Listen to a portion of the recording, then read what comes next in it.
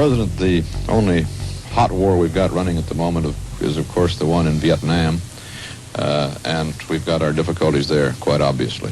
I don't think that unless a greater effort is made by the government to win popular support, that the war can be won out there. In the final analysis, it's their war. They're the ones who have to win it or lose it. We can help them.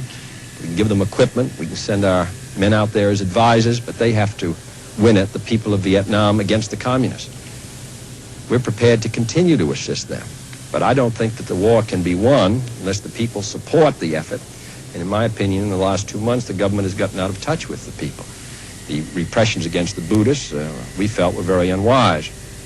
Now, all we can do is to make it very clear that we don't think this is the way to win. It's my hope that this will become increasingly obvious to the government, that they will take steps to try to bring back popular support for this very essential struggle. Well, hasn't every indication from Saigon been that President Diem has no intention of changing his pattern? If he doesn't change it, of course, that's his decision. He's been there 10 years. And as I say, he has carried this burden when he's been counted out on a number of occasions. Our best judgment is that he can't be successful on this basis. We hope that he comes to see that. But in the final analysis, it's the people and the government themselves who have to win or lose this struggle. All we can do is help, and we're making it very clear. But I don't agree with those who say we should withdraw. That'd be a great mistake. That'd be a great mistake. To execute an intensified program of harassment, diversion, political pressure, capture of prisoners, physical destruction, acquisition of intelligence, generation of propaganda, and diversion of resources against the Democratic Republic of Vietnam. Covert operations by macv-sog forces are conducted throughout many major campaigns in the Vietnam War, including the Gulf of Tonkin incident, spurring further United States military involvement in the war, and the Tet Offensive. While the macv-sog will be the unit that many Medal of Honor recipients will call their own, the clandestine and often classified nature of the operations made it difficult to award these honors. Sergeant First Class Robert Howard was nominated 3 times for the medal, but received the award upon his 3rd nomination due to secrecy surrounding his actions during the first 2 missions. Roy P. Benavides, another Special Forces operative, waited for his nomination to be confirmed by an eyewitness nearly 10 years later.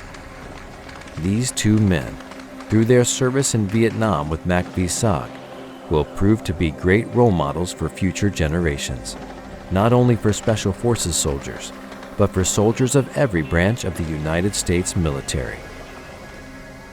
If the story of his heroism were a movie script, you would not believe it. In 1965, Staff Sergeant Roy P. Benavides is serving as an advisor to an infantry regiment of South Vietnam's Army of the Republic of Vietnam.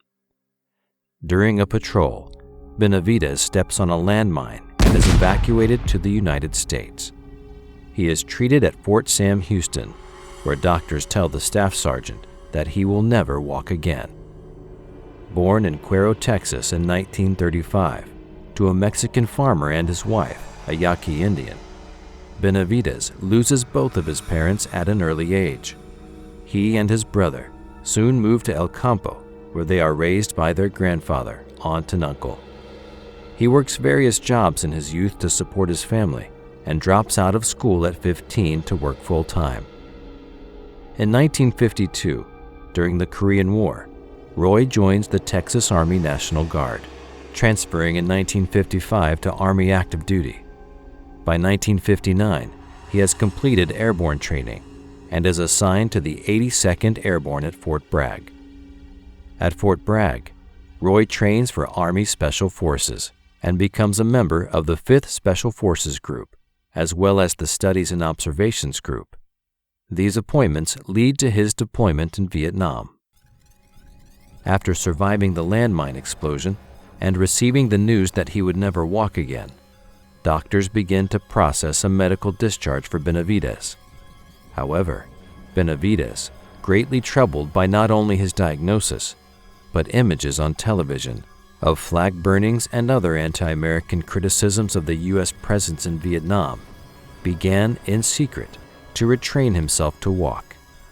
Against his doctor's orders, Benavidez would crawl from his bed to a nearby wall, forcing himself to stand by first wiggling his toes, then feet, then with excruciating effort, pushes himself up the wall. Just over a year in the hospital, and Benavidez does what all his doctors said he'd never do again. He walked out in July 1966. 2 years later, Benavidez returns to Vietnam. In May of 1968, he responds to a distress call from a 12-man Special Forces patrol that had been pinned down by an NVA battalion of about 1,000.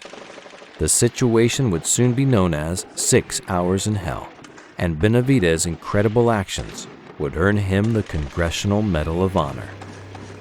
Master Sergeant, then Staff Sergeant, Roy P. Benavidez, United States Army, distinguished himself by a series of daring and extremely valorous actions on May 2, 1968, while assigned to Detachment B-56, 5th Special Forces Group, Airborne, 1st Special Forces, Republic of Vietnam.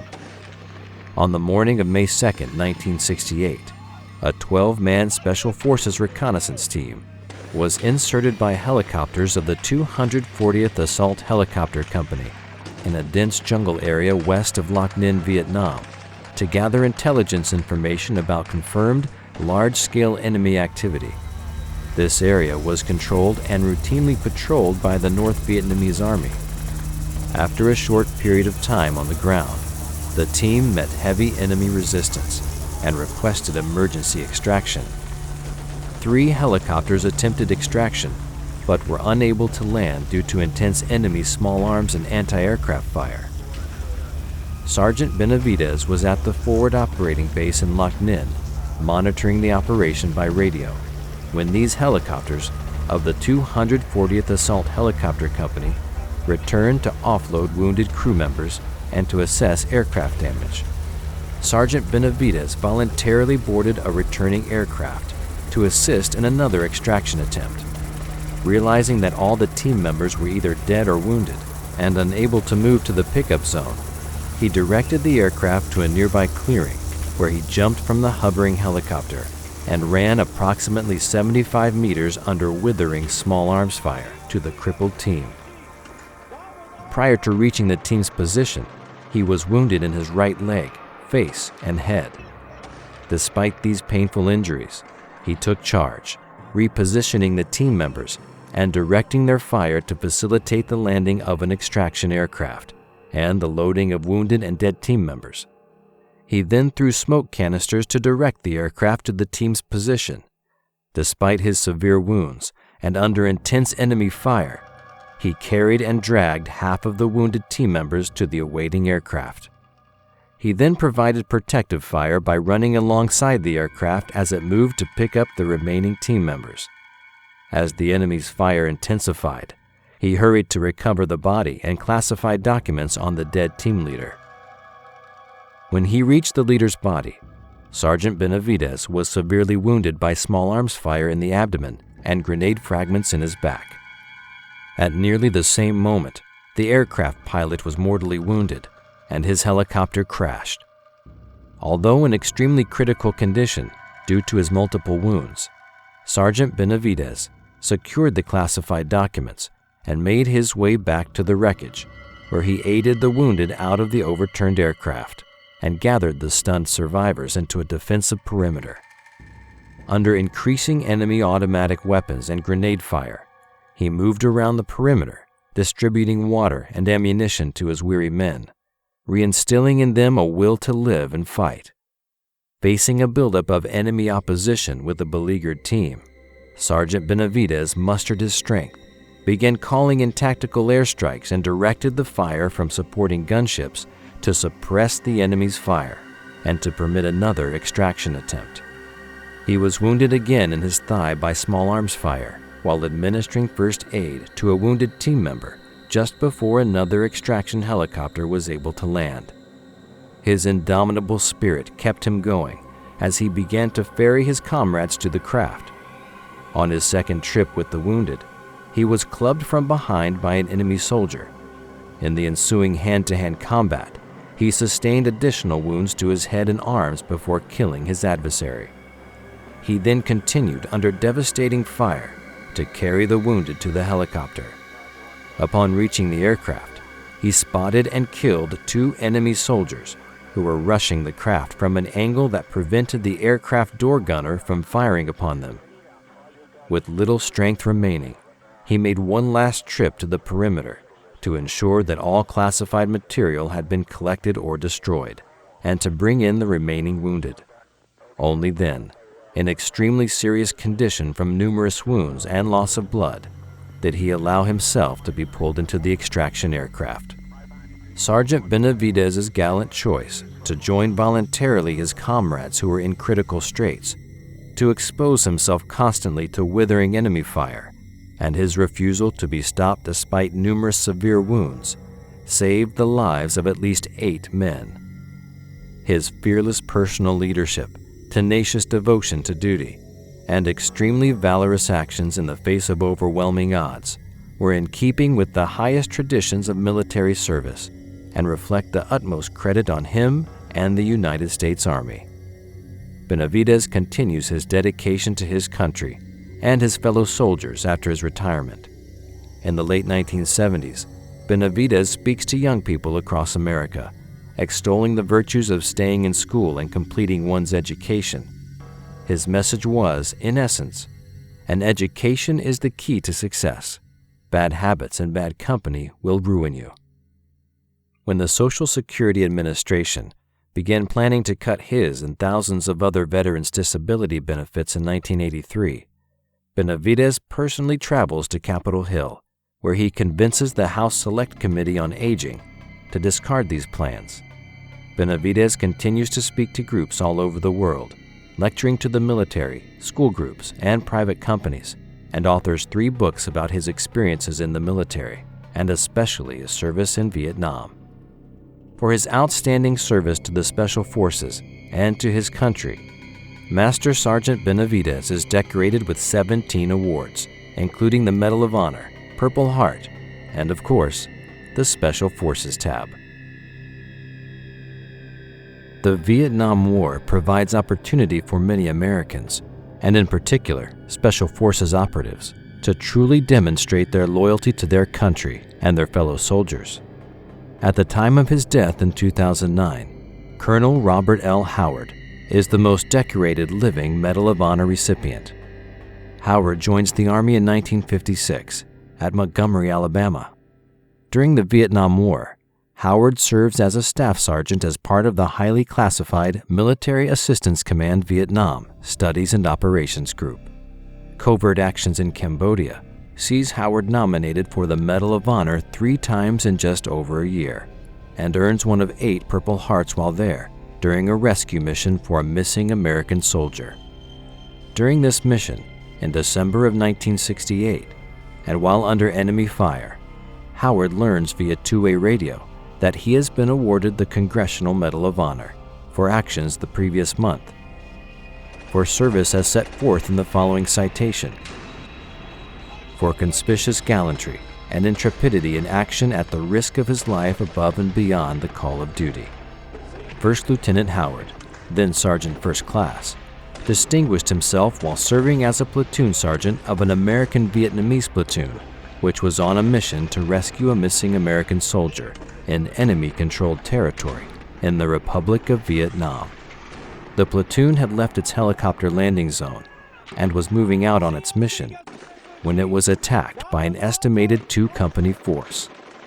During the initial engagement, First Lieutenant Howard was wounded and his weapon destroyed by a grenade explosion. First Lieutenant Howard saw his platoon leader had been wounded seriously and was exposed to fire. Although unable to walk and weaponless, First Lieutenant Howard unhesitatingly crawled through a hail of fire to retrieve his wounded leader. As First Lieutenant Howard was administering first aid and removing the officer's equipment, an enemy bullet struck one of the ammunition pouches on the lieutenant's belt, detonating several magazines of ammunition. First Lieutenant Howard momentarily sought cover, and then, realizing that he must rejoin the platoon, which had been disorganized by the enemy attack, he again began dragging the seriously wounded officer toward the platoon area. Through his outstanding example of indomitable courage and bravery, First Lieutenant Howard was able to rally the platoon into an organized defense force. With complete disregard for his safety, First Lieutenant Howard crawled from position to position, administering first aid to the wounded, giving encouragement to the defenders, and directing their fire on the encircling enemy. For 3.5 hours, First Lieutenant Howard's small force and supporting aircraft successfully repulsed enemy attacks and finally were in sufficient control to permit the landing of rescue helicopters. First Lieutenant Howard personally supervised the loading of his men and did not leave the bullet-swept landing zone until all were aboard safely. First Lieutenant Howard's gallantry in action, his complete devotion to the welfare of his men at the risk of his own life, were in keeping with the highest traditions of military service and reflect great credit on himself, his unit, and the U.S. Army. Howard is awarded over 30 decorations from the United States, as well as more foreign awards, including 8 Purple Hearts, 4 Bronze Stars, 3 Meritorious Service Medals, and 7 Army Commendation Medals. Like Benavidez, Howard continues to advocate for veterans, even visiting troops stationed in Iraq when he retires in 1992 as a full colonel after 36 years in the U.S. Army. Also, like Benavidez, Howard's exemplary actions prove that to serve with the United States Special Forces, a soldier must stand apart in his valor and dedication. These qualities are rare indeed, and never a product of mass production. When I entered West Point, some Americans still believed the Vietnam War might end honorably. By the time I graduated, South Vietnam did not exist. As cadets, we watched the war teeter and implode, and the historical sweep was not lost on us. Despite all efforts, the United States ends their military involvement in August of 1973, and the NVA captures Saigon in April of 1975. North and South Vietnam are reunified under communist rule. Many journalists will opine later that the United States, for all its preparation and military superiority, underestimates the adversaries they face in the North Vietnamese Army and the Viet Cong. While the United States boasts technical advantages like specially trained, well-equipped Special Forces units, the North Vietnamese never lose their political advantage.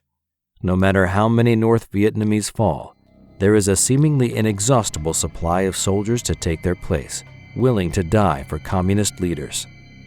Just as communist indoctrination hindered the Allied efforts against the North Vietnamese and Viet Cong through operations like the Strategic Hamlet Program, the stranglehold of communist leaders seems to only strengthen throughout the conflict.